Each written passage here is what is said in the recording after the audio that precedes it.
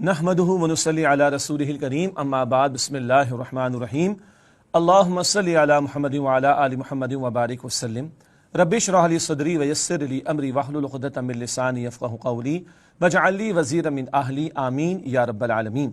ناظرین کرام السلام علیکم ورحمۃ اللہ وبرکاتہ۔ کم و بیش 74-75 برس پہلے اللہ سبحانہ و تعالیٰ نے اپنے فضل و کرم سے یہ مملکت خداداد پاکستان ہمیں عطا فرمائی۔ پاکستان کا مطلب کیا؟ لا الہ الا اللہ، اس نعرے پر پوری قوم متحد ہوئی۔ ہمارے مسلکی اور دیگر اختلافات اپنی جگہ رہ گئے اور اس کلمے پر پوری قوم متحد تھی، اور رب کائنات نے ہندو کی اکثریت اس کی مخالفت کے باوجود اور انگریز کی تمام سازشوں کے باوجود اپنے فضل و کرم سے ماہ نزول قرآن اور اس کی وہ رات جو اغلب ہے کہ شب قدر ہو، 27 رمضان المبارک، جہاں قرآن پاک کا نزول ہوا، جس رات میں نزول ہوا، اسی رات میں اللہ سبحانہ و تعالیٰ نے یہ پاکستان ہم سب کو عطا فرمایا۔ اور بنیادی مقصد کیا تھا؟ جب ساری دنیا میں سیکولرزم کا ڈنکا بج رہا تھا، ہم نے اعلان کیا کہ پاکستان کا مطلب کیا؟ لا الہ الا اللہ، حاکمیت اللہ سبحانہ و تعالیٰ کی ہوگی اس ملک میں، اور کتاب و سنت کے خلاف کوئی قانون سازی یہاں پر نہیں کی جائے گی۔ وہ جو مومنٹم پیدا ہوا تھا اس تحریک میں، اور ہندو اور انگریز کی تمام تر سازش اور مخالفت کے باوجود اللہ رب العالمین نے فضل فرمایا، بلکہ ایک معجزے کے طور پر پاکستان عطا فرمایا کہ 1940 میں قرارداد لاہور پاس ہوتی ہے اور 7 برس کے عرصے میں پاکستان وجود میں آ جاتا ہے۔ یہ محض اللہ رب العالمین کا ہی فضل و کرم تھا۔ پھر ماضی میں وہ حصہ جو آج بنگلہ دیش کہلاتا ہے وہ بھی اس پاکستان کا حصہ تھا۔ ان دونوں ملکوں کے درمیان سینکڑوں کلومیٹر کا فرق تھا، لیکن اللہ تعالیٰ نے خطہ ہمیں عطا فرمایا۔ کس مقصد کے لیے ہم نے حاصل کیا تھا؟ کہ پاکستان میں اللہ رب العالمین کا عطا کردہ عادلانہ نظام قائم کریں گے۔ مگر افسوس کہ اس کے بعد کیا ہوا؟ ایک بڑی تاریخ اور طویل تاریخ ہے حکمرانوں کی بھی اور عوام الناس کی بھی۔ اگر ہم حکمرانوں کی سطح پر دیکھیں تو دعوے بھی رہے اور آئین بھی موجود رہا، لکھا ہوا ہے کہ حاکمیت اللہ تعالیٰ کی ہوگی، کتاب و سنت کے خلاف کوئی قانون سازی نہیں ہوگی۔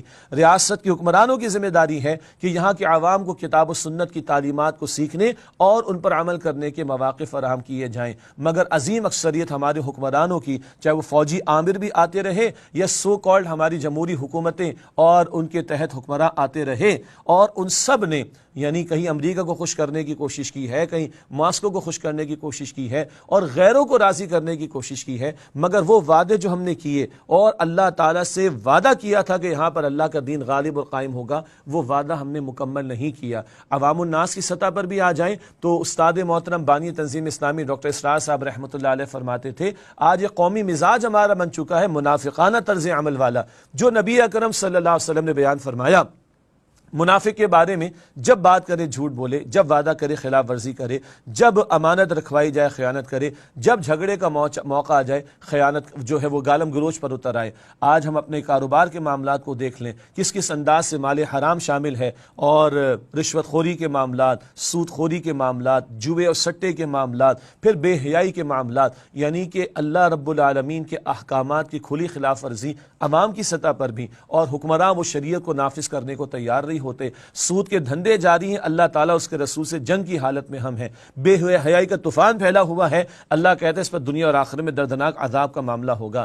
لیا تو تھا ہم نے اسلام کے نام پر، اور دیا تھا اللہ تعالیٰ اپنے فضل و کرم سے۔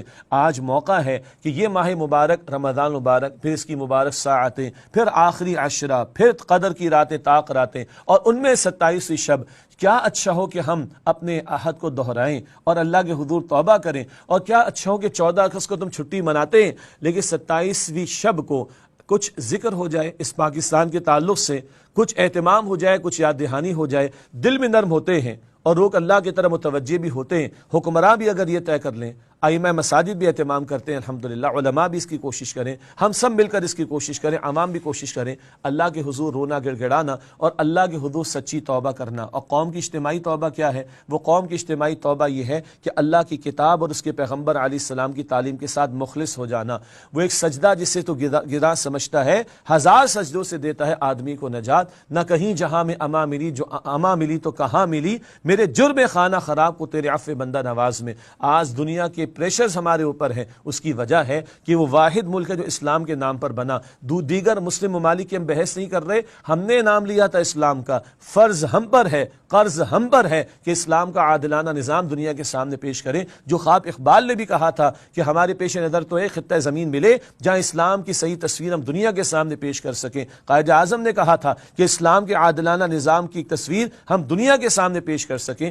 ہم نے لیا تھا اسلام کے نام پر، فرض اور قرض ہمارے ذمے ہے۔ اور اگر آج یہ قوم اللہ کی طرف پلٹتی ہے، سچی توبہ کرتی ہے، اللہ تعالیٰ نے واحد مثال یونس علیہ السلام کی قوم کی دی ہے۔ عذاب کے آثار اس قوم نے دیکھ لیے تھے، قوم لوٹ آئی، پلٹ آئی اللہ کی طرف، اپنی عورتوں کو، بوڑھوں کو، بچوں کو، حتیٰ کہ جانوروں کو لے کر میدان میں آ کر جھک گئے اللہ تعالیٰ کے سامنے۔ اللہ نے آئے ہوئے عذاب کو ٹال دیا۔ کیسے کیسے مسائل سے ہم گزر رہے ہیں، کیسی کیسی مشکلات سے ہم گزر رہے ہیں، کس طرح کے معاملات جن سے ہمیں دوچار ہونا پڑ رہا ہے، ایک ہی حل ہے اور وہ ہے رجوع اللہ کا معاملہ، وہ ہے اللہ کی حضور توبہ۔ اور سچی توبہ اور پکی توبہ کیا ہے؟ انفرادی سطح پر بھی تقویٰ کی روش و گناہوں کو چھوڑنا اور منافقانہ رویوں کو چھوڑنا، مال حرام کو چھوڑنا، بے حیائی کے کاموں کو چھوڑنا، حقوق و لباد کی کوتاہی کو چھوڑنا، فرائض و واجبات کو ادا کرنے پر آ جانا۔ اور اجتماعی توبہ کیا ہے؟ اللہ کے دین کے نفاذ کی جد و جہد کرنا۔ قرآن کریم فرماتا ہے سورہ محمد صلی اللہ علیہ وسلم کی آیت نمبر 7 میں، یا ایھا الذین آمنوا ان تنصروا اللہ ینصرکم، اے ایمان والو اگر تم اللہ تعالیٰ کی نصرت، اس کے دین کی مدد کرو گے، ینصرکم، وہ تمہاری مدد فرمائے گا، ویثبت اقدامکم، اور تمہارے قدموں کو مضبوطی عطا فرما دے گا۔ لوٹے تو صحیح اللہ کی طرف، پلٹے تو صحیح اللہ کی طرف، وہ اللہ علی کل شیء قدیر ہے۔ اس سے قوم عاد و سمود کو بھی مٹایا، فرعون جیسے ظالموں کو بھی اللہ تعالیٰ نے غرق کر دیا۔ آج جو بھی دشمن بنے ہوئے اسلام کو، جو بھی دشمن بنے ہوئے پاکستان کے، اللہ تعالیٰ ان سے نمٹنے کے لیے کافی ہے۔